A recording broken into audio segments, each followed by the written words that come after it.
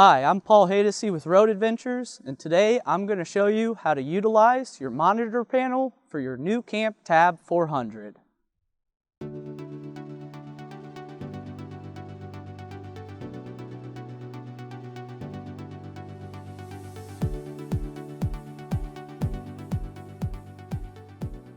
Your monitor panel is located just inside your main door and consists of two sections.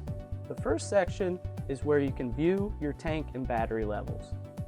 To do that, simply hit the corresponding buttons for your gray, black, fresh tanks, or your battery levels. The second section consists of 4 switches, 3 of which are lights for your sink, accent, and porch. The final switch is your water pump. Turning that on will allow you to utilize the water in your freshwater tank. Thanks for watching. To check out more how-to videos, visit our YouTube page or go to roadadventures.com and start planning your next Great American Getaway.